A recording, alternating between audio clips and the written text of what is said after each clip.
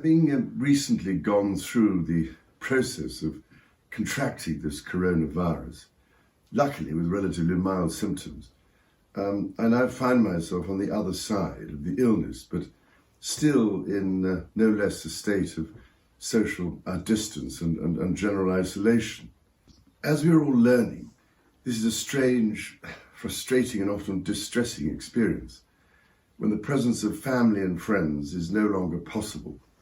and the normal structures of life are suddenly removed.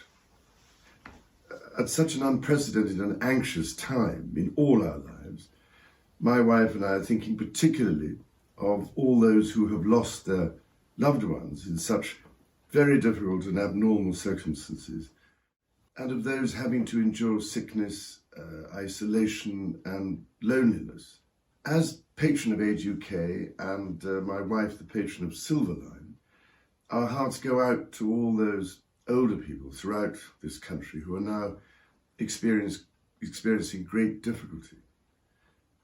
However, we also know that in every community up and down this land, where people of all ages are being affected by this virus, there are truly wonderful neighbours, individuals and groups of volunteers who are providing ceaseless care and attention to those most at risk, and that all this network of selfless assistance is in itself helping to provide vital support and reassurance to the hard-pressed professional services. And at a time when doctors, nurses and all the vital ancillary staff that form the backbone of our remarkable NHS are increasingly under such enormous strain and risk as they battle heroically to save lives in intensive care centres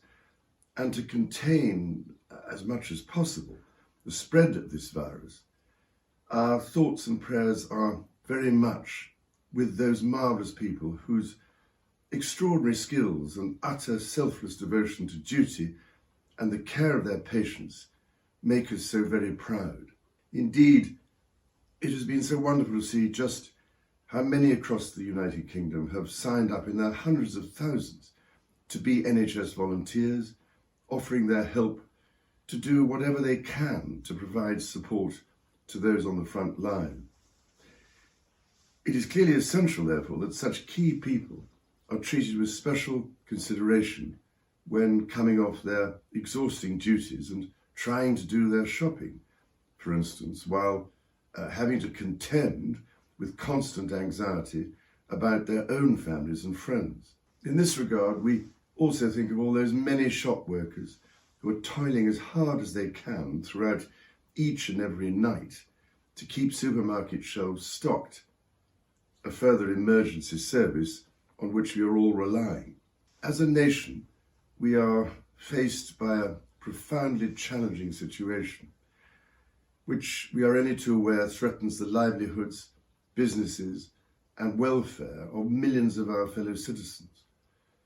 None of us can say when this will end, but end it will. Until it does, let us try and live with hope and, with faith in ourselves and each other, look forward to better times to come.